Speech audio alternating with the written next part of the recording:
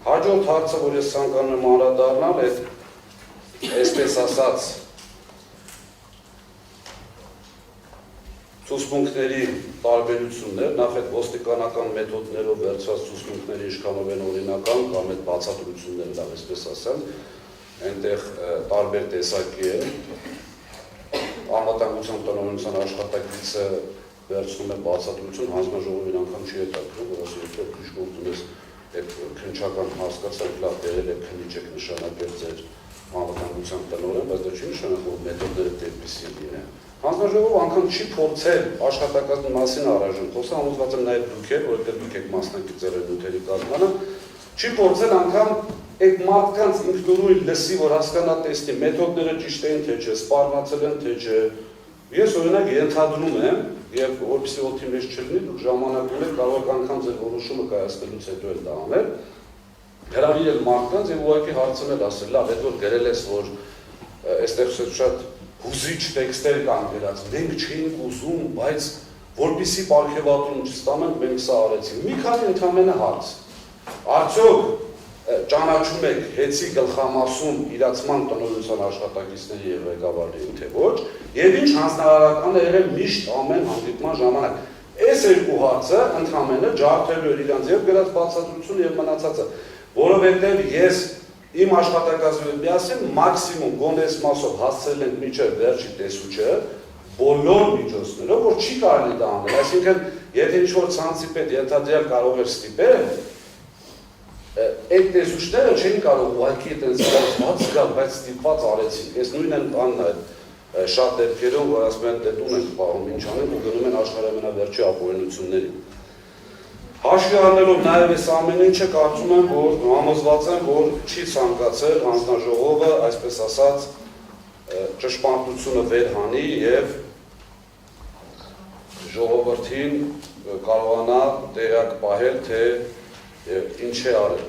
Վերահամակարգի հետ կապված հանձնաժողովի աշխատակազմը այնպիսի տպավորություն է ստեղծում, որ համակարգը ամբողջությամբ ներդրած է եւ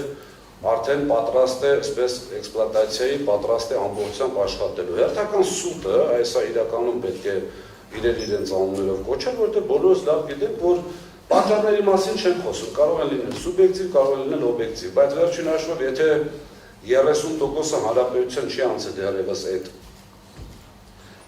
սիստեմին, դա արդեն նշանակում է, որ համակարգը պատրաստ չէ, ու դուք եք բոլորը դրա մասին գիտեք։ Դա հաստատում են նաև, որ ընդամենը 1200 բաժանորդ է, ու 1200 կոչով, բաժանորդ է ընդամենը այդ համակարգից օգտվում իր, այսպես, մտնելու, նայելու եւ այլն, որի շատ փոքր մասը հանրային են, մնացածը բնակություն են։ Հիմա վերև դեռևս այդ, այսպես, նորարարությունները չվերջացրած բերել ասել, որ այս համակարգը սենց պետք է լիներ, ինչպես մենք նաև կներկայացնենք ձեզ, ստացել ենք հավաստիացումներ պիրամիդայից եւ կասկադից, որ միջև այսօր մարդիկ ասում են հաշվի առնելով, որ հուլիսի կեսերից, այսինքն մեր դուրս գալու ժամանակվանից process-ը կանգնել է, մենք միջև հիմա պնդում ենք, որ դրանք վերականգնման ենթակա են։ Եթե այստեղ մնում է ընդամենը փոքրիկ կերպ, որ ինչի չեք ասել, այդ արդեն բացատրեցի, ինչի մասին էր խոսքը։ Ինչի ենք ասել։ Ընդամենը երկու անուն ազգանունի հիման վրա հարգելի հայրենակիցներ, բերում են մարդիկ սիրուն սարքում են համակարգված։ Նորից կրկնում եմ, ես վերցնում եմ իմ վրա, ես ինքս եղել եմ իրացման տնօրեն, այստեղ նստած է ներկայիս իրացման տնօրենը։ Ես պատասխանատու եմ ամբողջ բլոկի համար, քաղաքականության համար։ Երկու անուն ազգանուն է շեշտ տվել, ինչ-որ մասնաճյուղի պետ տենցը հայտնի չդարձավ ով է մասնաճյուղի պետը, որովհետև այդպիսի հաստիք չունենք,